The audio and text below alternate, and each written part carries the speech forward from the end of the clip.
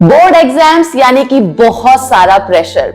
और ये जो प्रेशर होता है ना, ये बच्चों पर तो होता ही है, लेकिन उनकी फैमिलीज पर भी बहुत ज्यादा होता है। पेरेंट्स पूरी तरह से एकदम बच्चे को प्रेशराइज कर देते हैं कि बेटा आपको अच्छे मार्क्स लाने हैं, बोर्ड एग्जाम है, बाहर एग्जाम होगा, एग्जामिनर बाहर से आएंगे, पेपर बाहर से सेट होकर जाएगा। तो यानी कि बहुत सारा प्रेशर। ऐसे में बच्चे बहुत ज्यादा वो एक्सपेक्टेशंस जो होती है परिवार की, उसके बोझ तले दब जाते हैं। लेकिन कैसे बच्चों को उस प्रेशर को डील करना है और उस प्रेशर को रिलीज कैसे करना है और अपने एग्जाम्स में कैसे स्टडीज पर फोकस करना है, ये हम आज के बारे में बात करने जा रहे हैं। क्यों कर रहे हैं? क्योंकि बोर्ड एग्जाम स्टार्ट हो गए हैं, यूपी बोर्ड के हो गए हैं, सीबीएसई और आईसीएसई के भी हो गए हैं। तो कैसे बच्चे बोर्ड एग्जाम्स के लिए तैयारी करें, क्या टिप्स होनी चाहिए, ये आज हम जानने वाले हैं। ग्रेटर नोएडा वेस्ट के जो 10th के एग्जाम के टॉपर स्टूडेंट्स हैं, उन सभी से। ये बच्चे आज मेरे साथ बैठे हुए हैं, तो मैं इनसे जानूंगी आज कि कैसे आखिर इन्होंने अपने जो 10th के और 12th के बोर्ड एग्जाम्स थे उसमें ना सिर्फ टॉप किया, बल्कि वो प्रेशर जो था उसे भी बहुत अच्छे से डील किया। तो क्या इनकी स्ट्रेटेजीज रही और इनके फ्यूचर गोल्स क्या हैं और आगे किस तरीके से ये स्ट्रेटेजी अपनी लाइफ में आकर बढ़ाने वाले हैं। तो चलिए बच्चों से बात करते हैं। सबसे पहले बेटा आपका नाम? Vanika.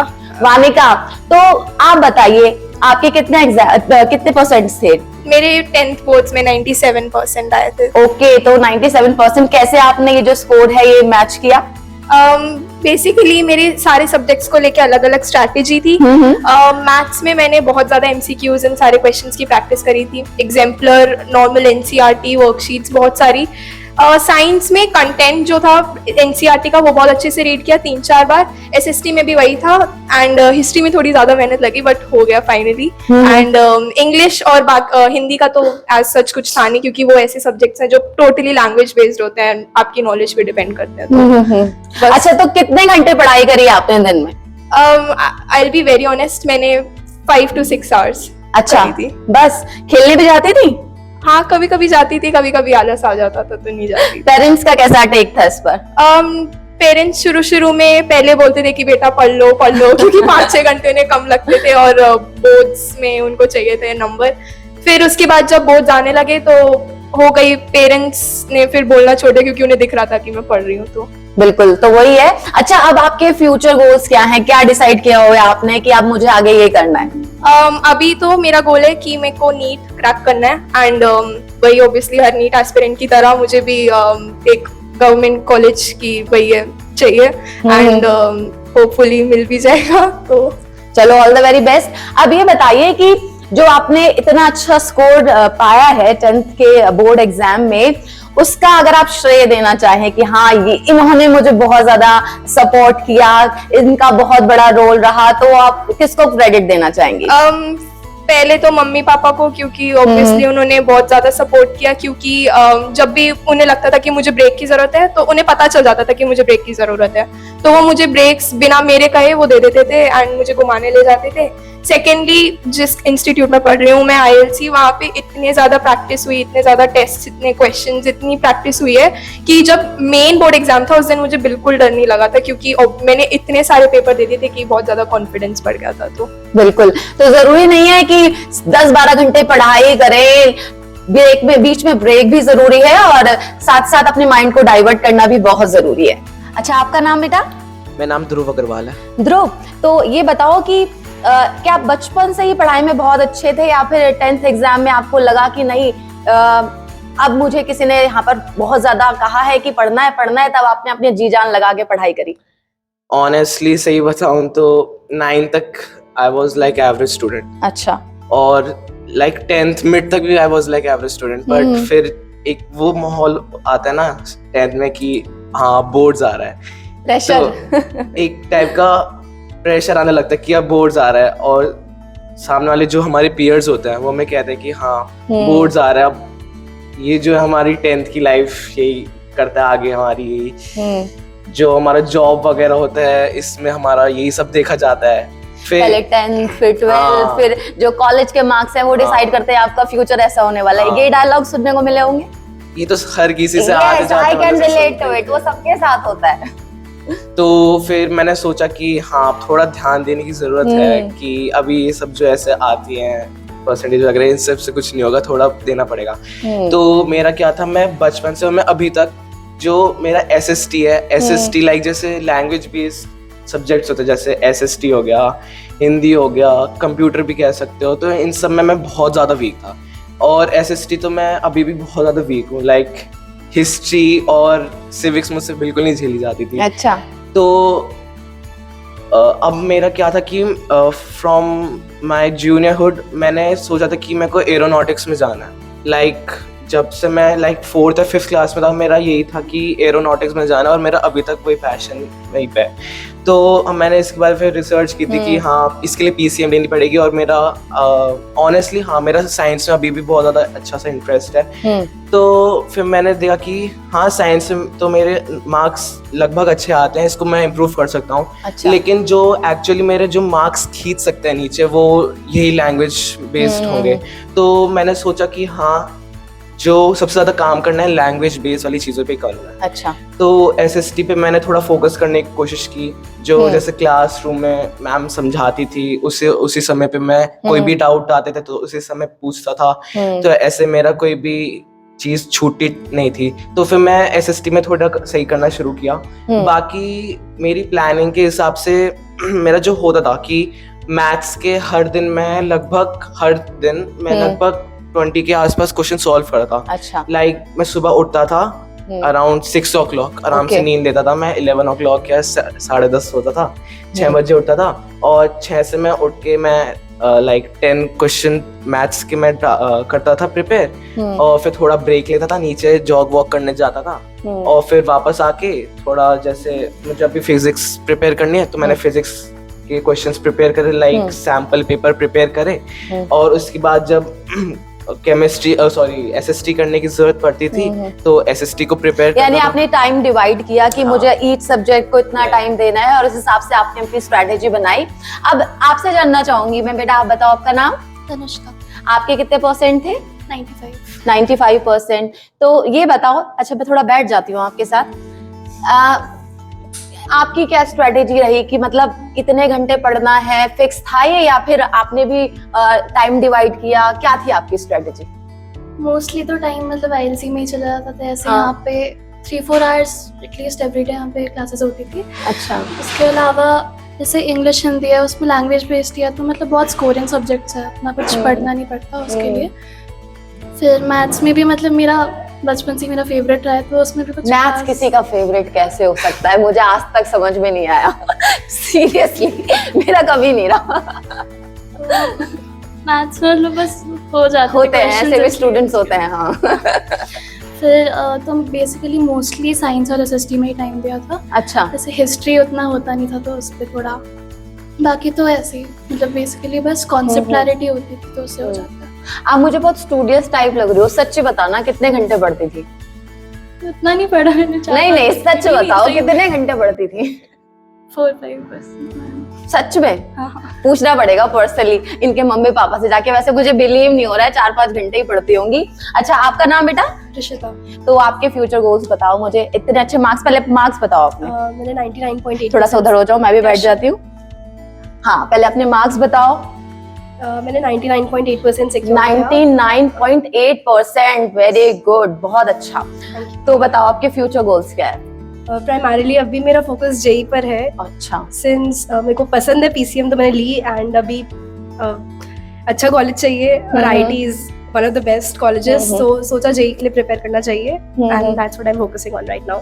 Okay, all the very best. अब बताओ कि मम्मी पापा शुरू से आप पढ़ाई में अच्छे रहे हो, या फिर 10th में लगा कि नहीं मुझे यहाँ जाना है तो स्पेशली फिर उसके लिए तैयारी करी? नहीं, 5th तक तो मीडियोकर स्टूडेंट थी, बट उसके बाद क्लास में भी कॉम्पिटिटिव एनवायरनमेंट आने लगा, तो मेरे को लगा मेरे को भी पढ़ना चाहिए अच्छे से। अच्छा। फिर उसके बाद से ग्रेड अच्छे आने लगे, एंड फाइनली जब 10th के टाइम पे मैंने यहाँ ज्वाइन किया ILC में, और उसके बाद और बूस्टअप हुए फिर मेरे स्कोर्स। अच्छा, तो यहाँ पर कोचिंग में आके आपको क्या स्पेशल यहाँ पर आपको गाइडलाइंस मिली, कैसे आपको अपनी पढ़ाई करनी है, थोड़ा उसके बारे में बताएं ताकि बाकी स्टूडेंट्स हैं वो भी समझ सके ना कि हाँ इस सब्जेक्ट को ऐसे करना है, बाकी को ऐसे करना है। तो यहाँ पे बहुत गाइडेंस मिलती है। 10th में भी बहुत मिली, like I was given techniques how to solve questions quickly. Term 1 के टाइम पे ऑब्जेक्टिव क्वेश्चंस करने होते थे, तो हम यहाँ पे 3 to 4 आवर्स के मैराथन सेशंस करते थे, मैथ्स एंड साइंस बोथ। तो उस पर 150 to 200 क्वेश्चंस करे, और फिर इनफैक्ट बहुत सारे क्वेश्चंस बोर्ड में भी आए जो हमने प्रैक्टिस करी थी उससे। और सर हमेशा सपोर्ट करते हैं, बताते हैं, मॉडली हमेशा ग्रेडेड रखते हैं। दैट्स चलो वेरी गुड। आपका नाम बेटा? मेरा नाम सदान बख्श है। अच्छा, कितने आपके मार्क्स आए थे 10th में? मेरे 95% आए थे 10th में, और अभी मैं 12th में हूँ। अच्छा, अभी 12th में हो, 12th की तैयारी कर रहे हो। तो ये बताओ कि जो आपके इतने अच्छे मार्क्स आए 10th में, तो उसके लिए आप किसको क्रेडिट देना चाहते हो? किसका मेन यहाँ पर रोल रहा है आपके इसमें, इतने अच्छी जो आपके स्कोर किया है आपने? मैं सबसे ज्यादा क्रेडिट तो अपने पेरेंट्स को देना चाहता हूँ, बिकॉज उन्होंने स्टार्टिंग से कभी भी ऐसा प्रेशर नहीं रखा। उन्होंने स्टार्टिंग से ही आके बोल दिया कि जितने मार्क्स आ रहे हैं आने दो, कोई इतना फर्क नहीं पड़ता। कूल पेरेंट्स हैं आपके? स्टार्टिंग से ऐसे कूल है। Very good, lucky you. And फिर उसके बाद मेरे teachers, ILC and school. ILC में बहुत पर्सनलाइज आपको एक्सपीरियंस मिलता है, सारे आपको क्वेश्चंस पहले से ही सॉल्व हो जाते हैं, तो जितने भी आपने क्वेश्चन सॉल्व करे होते हैं वो बेसिकली ऑलमोस्ट वही आते हैं आपके बोर्ड्स में। तो और फिर साथ में एनसीईआरटी के एग्जाम्पलर्स सॉल्व करे थे, ये सब करा था। एंड बेसिकली अपने पेरेंट्स और टीचर्स को अपना अच्छा, ये बताओ, बहुत सारे बच्चे हैं जो शायद कोचिंग नहीं जाते हैं, घर पे ही स्टडीज करते हैं, तो उनके लिए आप क्या स्पेशल टिप्स देना चाहोगे कि उन्हें किस तरीके से अपनी जो प्रिपरेशंस हैं बोर्ड एग्जाम के लिए करनी चाहिए? उन्हें पहले तो स्टार्टिंग से एक टाइम टेबल बनाना चाहिए कि मैं इतना टाइम एक सब्जेक्ट को दे सकता हूँ। जैसे बाकी लोगों ने बोला इंग्लिश हिंदी में इतना टाइम नहीं चाहिए, basically maths and science SST में देना है। तो मैथ साइंस के लिए आई वुड रिकमेंड कि आप सब एग्जाम्पलर सॉल्व करें, बिकॉज बोर्ड का जो पेपर आता है वो एग्जाम्पलर से आता है। एनसीईआरटी करने के बाद आप एग्जाम्पलर पे फोकस करिए, एसएसटी को बार बार रिपीट करिए, अपने क्वेश्चन आंसर बार पढ़ते रहिए, और इंग्लिश हिंदी तो हो जाता है, लिटरेचर एंड ग्रामर। तो टॉपर से आप जान रहे हैं कि किस तरीके से आपको स्ट्रेटेजी अपनी डिवाइड करनी है, कौन से जो आपके सब्जेक्ट्स हैं उन पर ज्यादा फोकस करना है, और जो एग्जाम्पलरीज इन्होंने बताया कि उसे सॉल्व करते रहिए, तो उससे आपके लिए बोर्ड एग्जाम्स में बहुत ज्यादा आपको आसानी रहेगी। आपका नाम? मेरा नाम अभय शर्मा है। अच्छा अभय, आपके कितने मार्क्स आए थे? मेरे बोर्ड में 91 आए थे 10th में। हाँ 10th में। और अभी आपके क्या फ्यूचर गोल्स हैं, क्या कर रहे हैं आप अभी? मेरे फ्यूचर गोल्स एनडीए क्लियर करना है, नेक्स्ट एनडीए क्रैक करना है। मेरे को हमेशा तो सपना था कि मैं आर्मी में जाऊँ और कंट्री को सर्व करूँ। ऐसे भी स्टूडेंट्स होते हैं, क्योंकि हमेशा हम देखते हैं ना डॉक्टर, इंजीनियर, इन सब की होड़ में लगे रहते हैं हमारी फ्यूचर जनरेशन। एनडीए बहुत अच्छा लगा मुझे, तो all the very best. Thank you. तो आप बताओ कि आपके क्या फोकस रहे थे, कितना टाइम आपने दिया स्टडीज को, और कितना प्रेशर था आपका, और आपकी फैमिली का किस तरह का एनवायरनमेंट था? सबसे पहले प्रेशर तो बिल्कुल नहीं था, फैमिली बहुत ज्यादा सपोर्टिंग थी, सारे टीचर्स आईएलसी में बहुत ज्यादा सपोर्टिंग थे। और मैंने क्या करा था, मैंने एक फिक्स्ड शेड्यूल बना लिया था अपना कि सुबह कितने बजे उठना है एग्जैक्ट, और फिर उससे मतलब मुझे हर एक मिनट का पता होता था अपने दिन में क्या करना है और कौन सा चैप्टर कब कब करना है। अच्छा। और आईएलसी के टीचर्स बहुत सपोर्टिंग थे, उन्होंने बहुत हेल्प करी। जैसे हमारे शुभम सर हमें जो फिजिक्स पढ़ाते हैं वो हमें क्वेश्चंस देते थे लाकर, और डीपीपीज देते थे बहुत अच्छी। और हिमांशु सर हमें फिर क्या कहते हैं मैथ्स के जो क्वेश्चंस होते हैं उन्हें सॉल्व करने के अलग अलग तरीके बताते थे। उन्होंने दिमाग सही खोल दिया था बिल्कुल, मतलब जो लॉजिक मेरा डेवलप हुआ है वो आईएलसी में आकर ही हुआ है। और सागर सर वो तो मतलब उनकी पर्सनालिटी ऐसी, क्या ये बताओ कि मतलब वो सिर्फ पढ़ाते नहीं है, वो मतलब हंसाते भी है, और वो मतलब लाइफ के सीक्रेट्स भी बताते हैं। अच्छा अच्छा। हाँ। अच्छा ये बताओ कि अभी क्योंकि एग्जाम चल रहे हैं, बच्चों के ऊपर बहुत ज्यादा प्रेशर होगा, तो आप क्या कहना चाहेंगे कि वो बच्चे प्रेशर को आखिर दूर कैसे करें? सबसे पहले तो हॉबीज बनाई ले, अब हॉबीज बना ली अपने लिए। अभी एग्जाम टाइम है, एग्जाम टाइम की बात बताओ। अच्छा एग्जाम टाइम तो दिन में 5 मिनट तो निकाल ही सकते, 10 मिनट तो निकाल ही सकते, उसमें म्यूजिक सुन लीजिए। और एक्सरसाइज गिव अप नहीं करनी चाहिए कभी। एक्सरसाइज ना सिर्फ मतलब आपकी बॉडी की हेल्प नहीं करती, वो आपका माइंड भी बहुत ज्यादा क्लियर कर देती है। तो हाँ दैट्स बेसिकली इट, कि मतलब एक्सरसाइज करिए और म्यूजिक सुनिए। देखिए बहुत अच्छी इन्होंने बात कही है कि म्यूजिक, कहते हैं ना, म्यूजिक हमारी जो सारी टेंशन होता है ना उसे रिलीज कर देते हैं, और जब हम एक्सरसाइज करते हैं तो इससे हमारी ना सिर्फ फिजिकल हेल्थ और मेंटल हेल्थ भी बहुत अच्छी होती है। एक और है हमारे यहाँ पर बैठी हुई, आपका नाम बताओ बेटा। आर्या। आर्या, थोड़ा सा आर्या मुझे भी बैठा लो अपने साथ। अच्छा आर्या, आप बताओ आपके कितने % आए? मेरे 96% थे 10th में। ओके 10th में। तो अब आपने क्या सोचा है, आगे क्या तैयारी कर रहे हो आप? अभी तो फिलहाल I am preparing for the joint entrance examination. Okay. Main motivation मेरी जो आई है वो हिमांशु सर, हमारे maths teacher, who is a very phenomenal teacher. उनसे आई है. And of course, I want to join one of the top colleges of India, which include the Indian Institute of Technology. And my goal is very clear. I want to go to IIT Roorkee because हमारे जो maths के teacher है वो भी वहीं से हैं. अच्छा, चलिए, वेरी गुड. अच्छा, ये बताओ कि ये जो आपका इंटरेस्ट रहा है आईआईटी के लिए, ये पहले से ही था या फिर कुछ इंसिडेंट हुआ या कुछ, या फिर कहते हैं ना एक इंस्पिरेशन मिल जाती है कहीं से कि हाँ हमारी फैमिली में कोई है या फिर फ्रेंड्स में कोई है या फिर एक रोल मॉडल कोई होता है, तो कैसे आपका ये इंटरेस्ट इस तरफ हुआ? Till 9th standard तो मतलब मैं बहुत ही I was like an average kid. मतलब in rest of the subjects I was quite good, but in maths always used to drag down my score. तो 9th class तक मतलब मेरा ये एडवाइस होगा सबको कि whenever you need help you should seek for some help. 9th class तक मुझे पता था I needed some help in maths, but मैं वो accept करने के लिए तैयार नहीं थी. In 10th standard I was forcefully enrolled in ILC, which has been one of the best incidents of my life, of course. यहाँ पे मैं जब आई तो तब कोविड टाइम चल रहा था, तो मैंने ऑनलाइन क्लासेस ली. तब मैं I was introduced with Himanshu sir, teachers like Himanshu sir, Sagar sir and Shubham sir, who just totally changed my perspective towards life, how studies can be taken so easily, and along with studies you can carry so many more activities together in life. तो मेरी main inspiration तो ILC से ही आई है. और बाकी मेरे जो मम्मा daddy हैं उन्होंने ऑफ कोर्स मुझे रोज़ सुबह उठाते टाइम भी मुझे इतना ज़्यादा इंस्पायर करते थे. मेरे डैडी हैं वो सुबह आते थे लाइक नॉर्मल रोज़ उठाने आते थे, कभी वो कोई पोएम सुना देते थे मुझे, बोलते थे उठ जाग जा मुसाफिर भोर भई अब रहन कहाँ जो सोए. तो बहुत ज़्यादा इंस्पिरेशन मुझे घर से भी रही है और ILC से. चलिए, तो यहाँ पर हमने इन सब बच्चों से बात करी, तो एक चीज जो कि निकलकर सामने आई, इन सभी ने कहा है कि बहुत ज्यादा पढ़ाकू बच्चे कभी से नहीं रहे, बहुत ज्यादा टॉपर कभी से नहीं रहे. तो ऐसा नहीं है कि सिर्फ जो टॉपर बच्चे शुरुआत से रहे हैं वो ही 10th और 12th के बोर्ड एग्जाम्स में बहुत अच्छे मार्क्स लेकर आएंगे. नहीं, अगर आप एवरेज स्टूडेंट हैं या फिर बिलो एवरेज स्टूडेंट हैं, एक अच्छी सी स्ट्रेटेजी बनाते हैं, एक अच्छा स्केड्यूल बनाते हैं, टाइम टेबल फॉलो करते हैं, कहाँ पर आपको किस सब्जेक्ट्स को कितना टाइम देना है ये बहुत ज्यादा जरूरी है.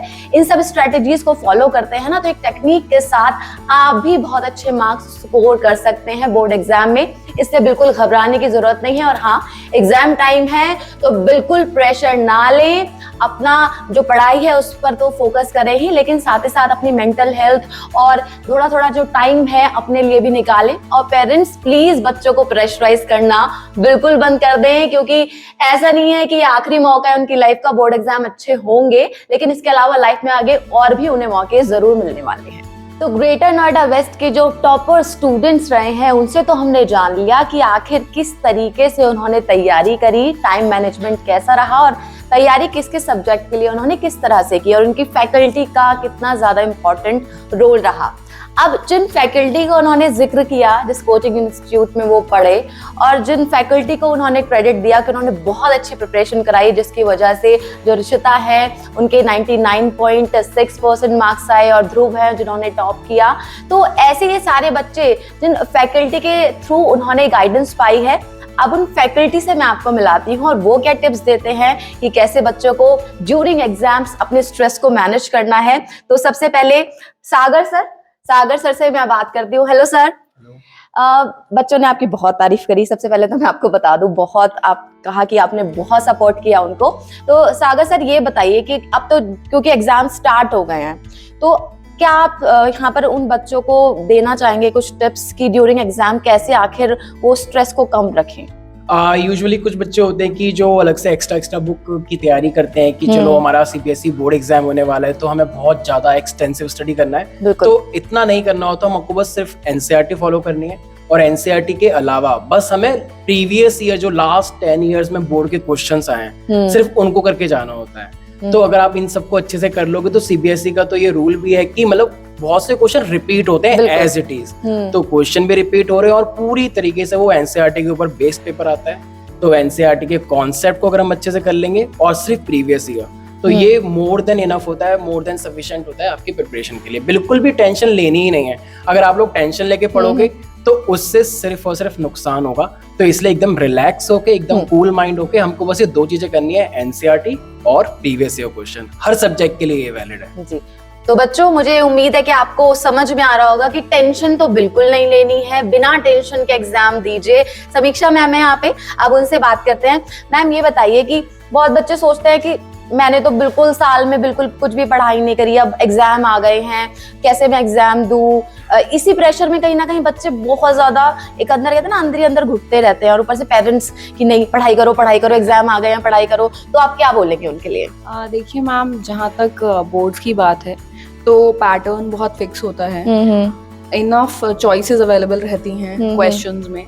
तो अगर किसी ने पूरे साल मान लीजिए कम भी पढ़ा है तो भी एंड में आप चैप्टर को एक बार एनसीईआरटी, जैसे सागर सर ने पहले भी बताया, रीड करने के बाद PYQ यानी प्रीवियस ईयर्स क्वेश्चंस करने के बाद आपसे जितना हो रहा है आप उतना ही करके जाएं और उसको बार बार मेमोराइज करें, यानी बार बार उसे रिवाइज करें। तो एग्जाम में सिंस चॉइसेस अवेलेबल होती हैं तो आप आराम से 95% से ऊपर का पेपर अटेम्प्ट कर सकते हैं, ये कोई बहुत बड़ी बात नहीं है। और प्रेशर से तो इंसान भूल जाता है तो मेरे हिसाब से तो जितना अभी आप पढ़ रहे हो उसको आपको कई बार रिवाइज करना चाहिए, सो दैट आपको इतना कॉन्फिडेंस रहे कि नहीं, जो मैंने किया है वो मुझे पूरा आता है। ऐसा नहीं है कि 100% पढ़ना है, लेकिन जो आपने पढ़ा है वो आप 100% एग्जाम में रिक्रिएट कर पा रहे हैं। That is I think the basic मंत्र हियर। बिल्कुल, तो बेसिक मंत्र हम जान रहे हैं कि जो आता है उस पर ज्यादा फोकस करें, रादर देन कि मुझे पूरा सब कुछ पढ़ लेना है। यहाँ पर हिमांशु सर हैं, अब उनसे बात करती हूँ। हिमांशु सर, सब बच्चों का नहीं होता टारगेट कि मुझे टॉपर बनना है, कुछ बच्चों को ये होता है कि बस मेरा बोर्ड एग्जाम निकल जाए, बस मैं पास कर जाऊं, वही बहुत है। तो चलिए, सबको टॉप तो नहीं करना, ऐसा भी नहीं है कि सबको बस निकाल लेना है। तो क्या आप टिप्स देना चाहेंगे बच्चों को? देखिए, ये आपने बहुत अच्छा क्वेश्चन पूछा है और मैं खुद से भी कहने वाला था कि पेरेंट्स को और बच्चों को और सोसाइटी को ये समझना है कि पढ़ाई लाइफ का एक पहलू है, एक हिस्सा है। हर कोई ऐसा नहीं है कि एकेडमिशियन बन के ही लाइफ चला रहा है। आप अपने चारों तरफ देखिए, लोगों से मिलिए और सबसे पूछेंगे कि आप कैसे सर्वाइव कर रहे हैं, कि आपने कॉलेज में बहुत पढ़ाई की थी या स्कूल में, या आप लाइफ स्किल से आगे बढ़ रहे हैं। तो मोस्टली लोगों का जवाब है लाइफ स्किल से बढ़ना, जैसे लाइफ चलती गई हम सीखते गए। तो बोर्ड एग्जाम तो बहुत छोटी सी बात है, और स्पेशली अगर हम 10th क्लास की बात करें तो 10th क्लास में तो सिलेबस काफ़ी कम रहता है। तो अगर आपने ठीक से प्लानिंग कर रखी है शुरू से और थोड़ा थोड़ा भी पढ़ रहे हैं, मतलब ये तो बच्चे 5-6 घंटे पढ़ने वाले हैं हमारे, बट आई वुड से अगर कोई बच्चा डेली 2 घंटे भी सेल्फ स्टडी करता है, that is more than sufficient for board exams. तो कोई प्रेशर की बात नहीं, कोई लोड की बात नहीं है। And truth of the matter कि 10th बोर्ड के मार्क्स कहीं यूज नहीं होते हैं। तो अगर आप थोड़ा पीछे रह भी जाते हैं तो उसका कोई आपके जॉब पर, आपके फ्यूचर पर बहुत ज्यादा इम्पैक्ट नहीं पड़ रहा है। ऑब्वियसली सबको अच्छे मार्क्स लाने चाहिए, that is a good milestone. But अगर आप कहीं पीछे रह जाते हैं तो कोई परेशानी की बात नहीं है, आप कभी भी उसको आगे चलकर कवर अप कर सकते हैं। बिल्कुल। और हमारे देश के जो महान राष्ट्रपति रहे हैं डॉक्टर APJ अब्दुल कलाम जी, उन्होंने भी यही कहा है कि लाइफ के जो टॉपर्स होते हैं ना, वो हमेशा बैक बेंचर्स ही होते हैं। तो कोई बात नहीं, टॉपर नहीं बने तो आप लाइफ में टॉपर बन जाएंगे। तो इसलिए बिल्कुल प्रेशर ना लें। बोर्ड एग्जाम में आप पढ़ाई जरूर करें, लेकिन बिल्कुल अपने आप को प्रेशराइज करके नहीं।